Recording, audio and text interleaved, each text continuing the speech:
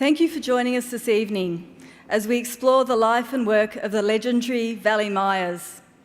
Welcome to those who are joining us online via the live stream.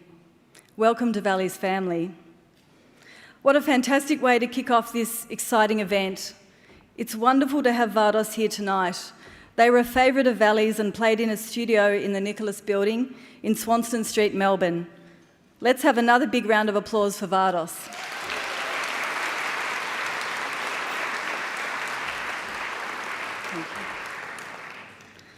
On behalf of State Library Victoria, I'd like to acknowledge the traditional lands of all the Victorian Aboriginal clans and their cultural practices and knowledge systems. We recognise that our collections hold traditional cultural knowledge belonging to Indigenous communities in Victoria and around the country. We support communities to protect the integrity of this information gathered from their ancestors in the colonial period. We pay our respects to their elders, past and present, who have handed down these systems of practice to each new generation for millennia. I am Fiona Jeffrey, and I'm a librarian in the Description Original Materials team here at State Library Victoria. I have been working on the Vali Myers archive, organising, researching and cataloguing the large number of items in the collection. Vali Myers was known not only for her exquisite art, but for an approach to life that continues to inspire and captivate our imaginations. Vali passed away in 2003. In 2018, the contents of a studio gallery, including her original drawings, visual diaries kept throughout her life, and personal items, were donated to State Library Victoria by the Vali Myers Art Gallery Trust. We're excited to be able to share some of these rarely seen items tonight. You'll be able to view these items after the panel discussion. For the first part of this event, we will be treated to a 30-minute excerpt of the documentary film The Tightrope Dancer.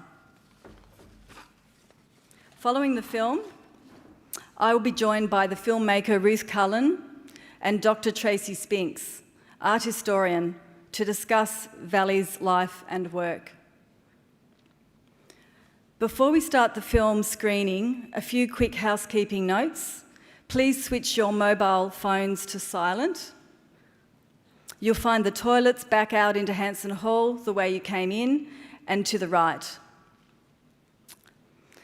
In this wonderful documentary, director Ruth Cullen captures Vali Myers, the legendary flame-haired dancing bohemian of post-war Paris, the free spirit of Tennessee Williams' Orpheus Descending, and the creator of magical paintings. The film covers her life in the wild, remote valley of Il Porto near Positano in Italy, then on her annual sojourn to New York's Chelsea Hotel. This is the film that welcomed Vali home to Melbourne. So without further ado, I'm thrilled to present The Tightrope Dancer, directed and produced by Ruth Cullen.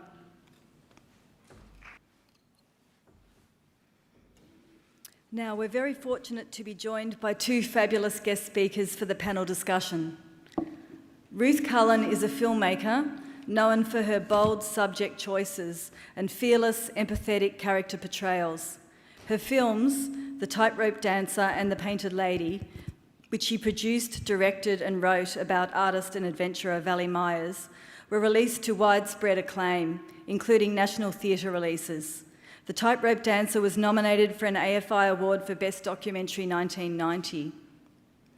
Her films have screened all over the world, including Amsterdam, Montreal, Los Angeles, Sydney and Melbourne film festivals. Ruth has worked as an industry consultant to Screen Australia, as an executive producer in arts for the ABC. She is the former head of documentary at Australia's National Film School. Ruth is also director of the Vali Myers Art Gallery Trust. Dr. Tracy Spinks is an art historian who completed her PhD in 2006 on the subject of the art and life of Vali Myers. Tracy spent many months with Vali at a studio in the Nicholas Building in Swanston Street, forming a close relationship with her.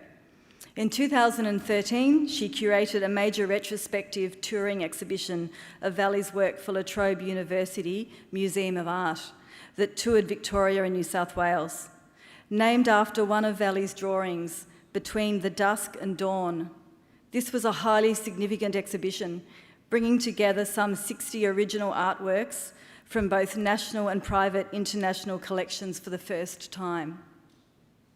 The exhibition was accompanied by a catalogue that included essays and reproductions of over 70 of Vali's works. Tracy has worked as a curator, art consultant and writer with ambitions to publish a definitive work on Vali's art and life based on many years of research.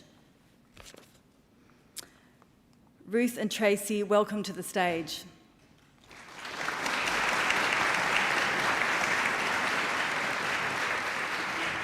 Thank you very much. It's a real pleasure to be here, and I would like to acknowledge the traditional owners of the land that we're on, pay my respects to elders past and present. Always was, always will be. Thank you, Ruth. We're thrilled to have you here with us tonight. Could you tell us how you first met Vali and what inspired you to make the film The Tightrope Dancer? I was a young filmmaker, and I was on fire, and I was exhausted. So one day I went out and bought a ticket to New York and just rocked up to Manhattan in 1984. Didn't know anybody. I was at the airport booking my hotel at midnight, hopeless. But anyway, I was there for about 6 weeks, just on fire. And one day I went to a party, and there was this magnificent-looking woman there, looked like a gypsy queen. And I just floated over to her like a moth to a flame, basically. And we started talking, we went out dancing, and we spent the next 4 months just hanging out in New York. And then every year I would go back, and I'd work in Australia and then go back. I'd meet up with Vali in New York or Italy. And she was always an obvious subject for film, and other films had been made about her. But I didn't feel that the films did her any justice, and I wanted to really... I wanted to get the art as well as the personality, and she was such an inspiration that she'd been so independent and lived her life so much on her own terms. You know, we used to see, dead heroes and tragic heroes and people who step outside and suffer, and Vali was the opposite of all of that. So as an Australian and as a woman, as just a great, wonderful example of an exuberant spirit and a beautiful artist, it was a perfect subject for a film. It was hard to raise the money. It took me a long time to raise the money, but, that's the result, so it was worth it. Yeah, wonderful. I'm sure we'd all agreed it's wonderful. Thank you. Yeah, it's lovely seeing it again, actually. I haven't seen it on a big screen for a few years.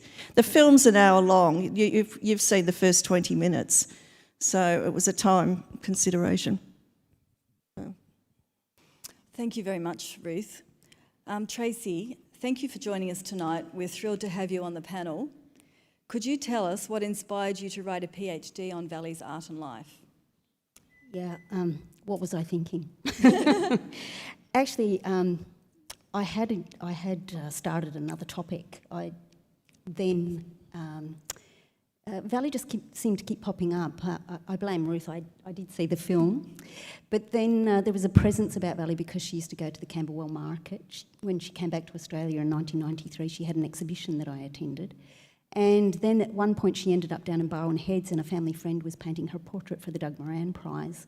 So she was on my radar. And I actually had a dream about her, which sounds a bit spooky, but I went to my supervisor and said, I want to swap topics, and he was nervous about that, but thankfully said, okay, go away, come back with some information that will, indicate that there will be enough substance to this. And so I did that, and the whole thing was just fueled by my curiosity, really, and there really wasn't very much about Vali apart from what, the film was fantastic, but there was nothing written in that sense. So my whole thing was drawn by curiosity, and I wrote to Vali, who was in Positano at the time, and she wrote me back a lovely letter saying, "Come in, love. When I get back to Australia, come in." And so we took it from there. Wonderful. Thank you, Tracy. I've got another question for you as well. As we've seen in The Tightrope Dancer, Vali moved to post-war Paris at 19. Her arrival in Paris marked the beginning of her artistic career. Can you tell us about this time and how this lifestyle, which included mixing with many important artists and writers of the 20th century, changed the focus of her creativity? That's right. In 1950, in July of 1950, Vali left Melbourne. She had been a modern ballet dancer and felt that Melbourne was quite oppressive, and there's a lot of people that felt that about Melbourne at the time. It was very conservative. So she left and she arrived in Paris and very quickly realised that she couldn't get work because she didn't have a work permit. She didn't speak French. And so she had to live on her wits, basically, and she was sort of living on the streets before very long. And luckily for her, actually, she was able to rely on her talent as a dancer. And she was sort of more or less busking for a living, really. George Plimpton makes comments about that in Ruth's film, about how she would turn up to clubs and boîtes. And so she could, earn a small amount of centimes doing that, a little bit of money. But also she was maybe given some food, and, the people and the clubs loved her because when she came, everyone came. But it was at that time, I think, that she was spotted by people like Ed van der Elsken and George Plimpton. So she was already becoming someone who inspired others with her appearance and her exuberance.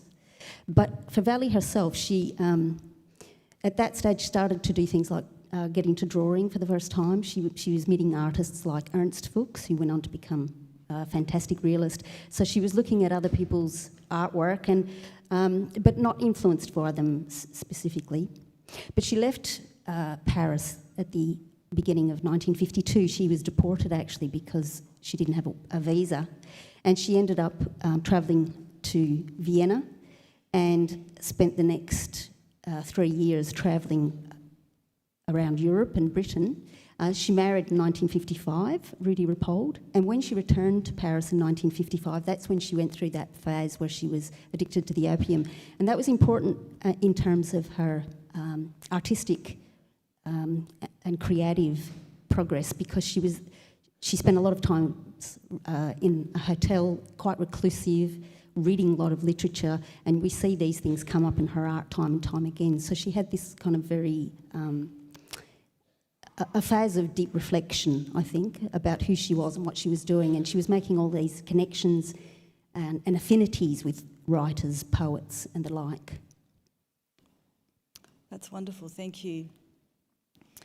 Ruth, as we know, Vali lived in a one-room domed pavilion at Il Porto with an unimpeded view of the Bay of Positano. What was it like there? First of all, it was a climb. You had to climb basically for about half an hour, so we'd be lugging equipment up there. Once you got there, it was very beautiful and very peaceful, and the place was kept immaculately clean, but the water source was a stream that basically ran through her little garden hut,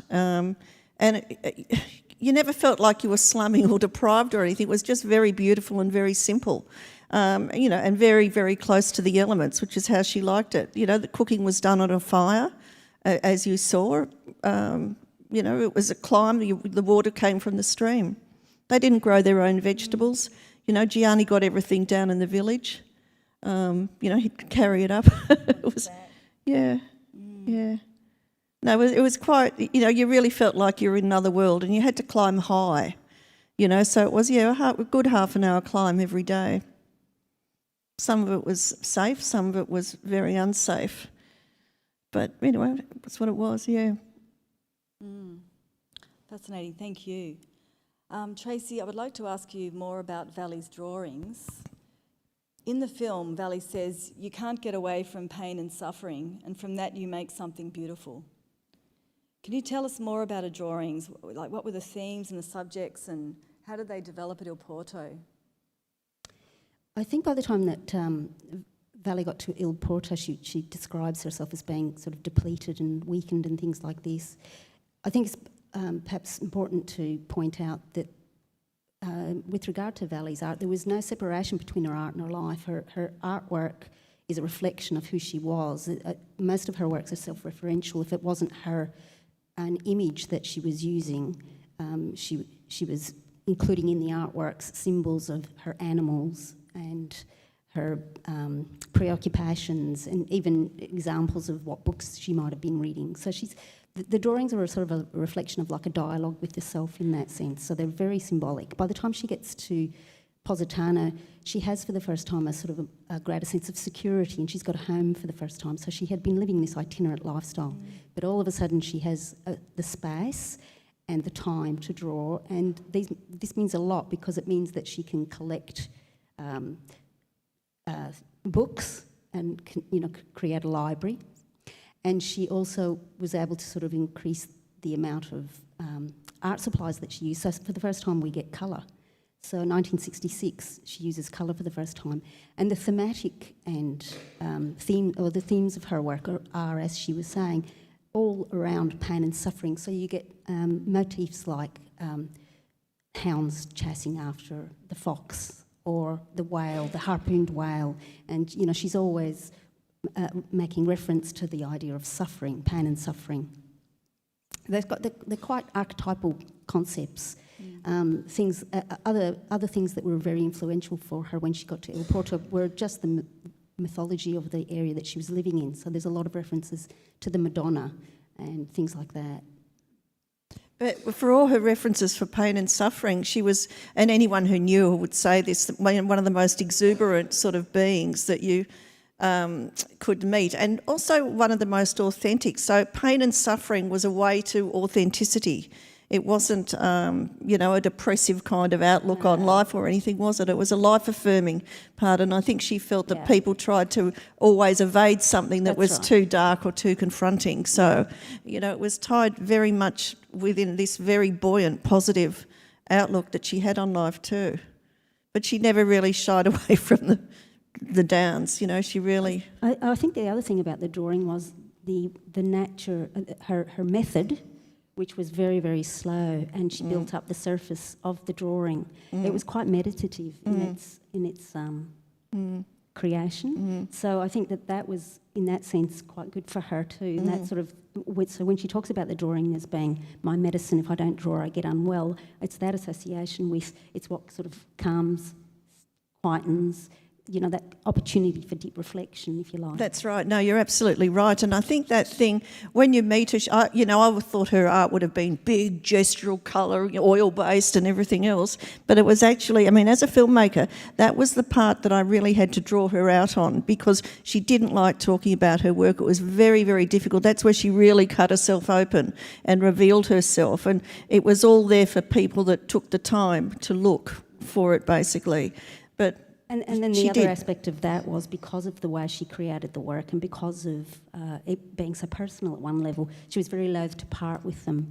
But once they got to Positano, she and her husband of the time, Rudy, for the first few years things were just all about the animals and it was all fabulous, but then they were threatened with eviction. And this set off a whole new set of challenges, because basically they had to fight to stay in the valley, and you've got over 100 animals, and people coming up and saying you've got 3 days to get out or something. It was just not possible to do that. So this then forced Vali to have to consider her work and consider it for the first time as a way of earning an income. So she sold all of the early black and white drawings to George Plimpton in 1964, which helped them kind of deal with some of the issues and pay bills and things like that. And in 1958, she had her very first solo exhibition, which was held in Positano itself. And I think that was a very successful exhibition, and it gave her the confidence to think, I can do this. And Rudy was an artist as well, but, it was just a very precarious existence at the time. And she really hated to part with the drawings, didn't she? Yeah, she did. Yeah. Oh. She hated to part with her drawings. Yeah, she did. But I think that in many ways too, this is why she preferred to choose individual buyers. She preferred to, quite apart from the fact that to sell through a gallery system, you lost a large amount of money in commissions. So it was a a clever consideration on her part, but she liked to know where the artwork went. She had her first important group exhibition in 1974. She was part of the Basel Art Fair, Fantantric Art of New York, and I think that at that time that was probably the first recognition of her as an international artist. Actually, there were other artists that well-known artists that were who went on to become quite celebrated artists as part of that. So she was placed for the first time and given recognition for her talent. And thank you very much, Tracy. Now, Ruth, I was just going to ask you, while you were filming in the Chelsea Hotel, Vali met a number of artists, actors and celebrities. Who did she mix with at the Chelsea, and who is she selling her drawings to? Look, the thing about Vali is she liked to mix people up. She was the least snobbish person that I ever met in my life, but she didn't just want to hang out with celebrities, but she did know the value that celebrities could bring. But if she didn't like them, they were out the door.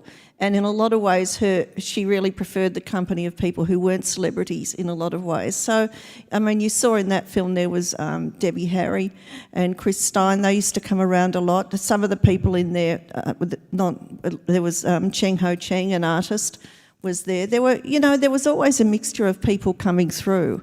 And, her relationships, I mean, Tennessee Williams based a character on her in one of his plays, and her relationships lasted over many decades. So it's not as though her room was always full of celebrities. It was always a mixture of people. I mean, at one stage, she had a friend who was a cop who liked twirling his gun around, and I'd be going, "Oh, why are you hanging out with him? Oh, I just like his medals." And he's, she just liked mixing people up. She didn't think like everybody else, So, she liked a mixture, I think, is the easiest way to put it. Thank you very much, Ruth. Tracy, I was going to ask you, Vali met Salvador Dali and Andy Warhol in New York. How was their advice to her important for the development of her work, or was it, I guess? She told me that with regards to Andy Warhol, that he had told her that she should make reproductions of her artwork because her output was, her painstakingly slow method meant that her output was quite low. So over her career, she probably created about 130 works in total. So his advice to her was to have these printed so that she could sell more. She had already actually thought of that. She was having prints made from as early as 1959, but nonetheless, it was sound advice that she agreed with. And apart from that, she thought Andy was a bit of a pain in the arse, I think she said. she wasn't that enamoured with him, but she was enamoured with Salvador Dali, and she went with Salvador Dali up to his room and met Gala, his wife. And Salvador Dali, he looked at her artwork with a a magnifying glass, and he was quite taken with her fine penmanship and compared her to an artist, a surrealist artist, whose name was Leonore Finney, which was, quite flattering. Vali found that quite flattering. And then so Dali told her that her artwork would probably do very well in Amsterdam, that she should take her originals there and try and sell them there, which she did. And she found that a really important connection. And also, as Ruth was saying, she was not... She understood the idea, the notion of celebrity and how it could help market her work. So for somebody who was a bit of a foe of the mainstream art world, she needed to market her work, and she did that very well, using people that could benefit her when she needed to. Yeah, I found looking at the archive, she was clearly a very astute businesswoman, and was very much. Just the way that she documented everything and through necessity, actually. Yeah, I was going to say that. Yeah. And the motivating or the driving force behind all of this really was her animals. The notion that it was quite a lot to look after. 100 animals at one point. That's a lot of mouths to feed, and so that was the incentive. She had to look after the animals. If it weren't for that, I don't think she would have necessarily chosen the lifestyle and that she did. But that was what prompted it.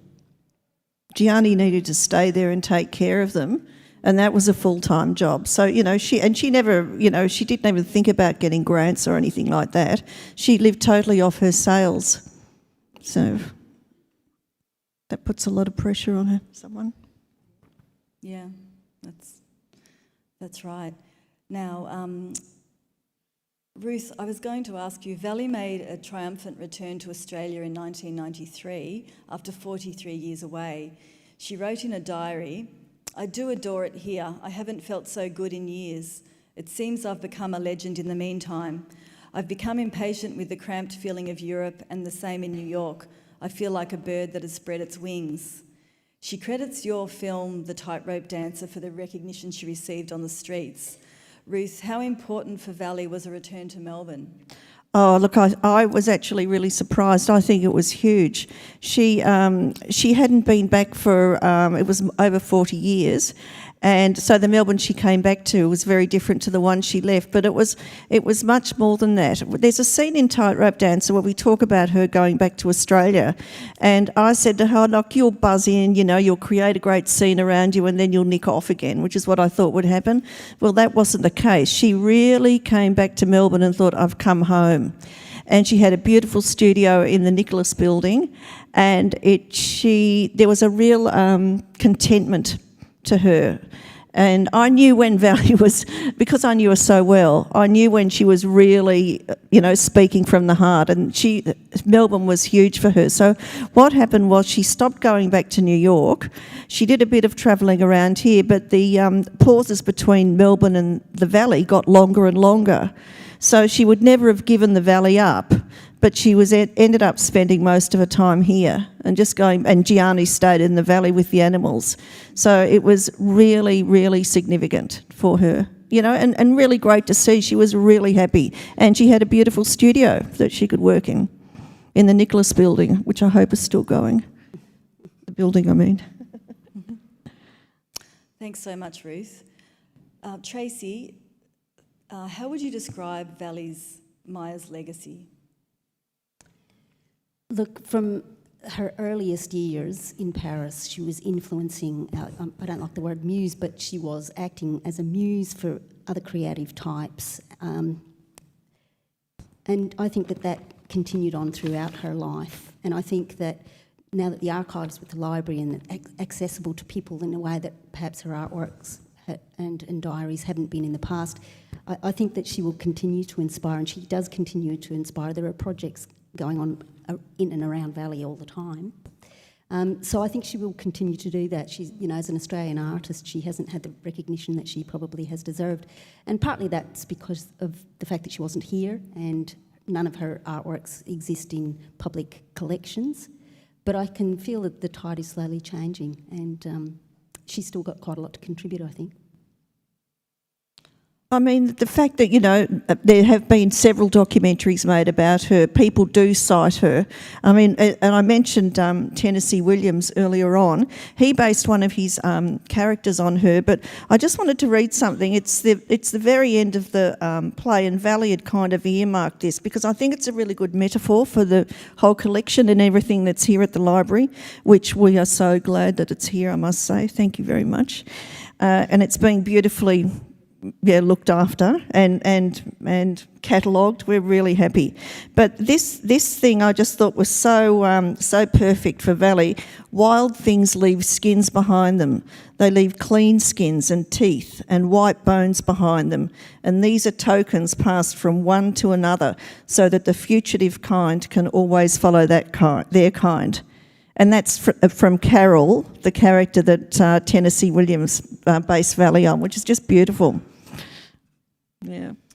Thank you so much, Ruth, and thank you, Tracy. It's been a fascinating discussion tonight, I think. That brings us to the end of tonight's discussion. Please join me in thanking our speakers, Ruth Cullen and Dr. Tracy Spinks.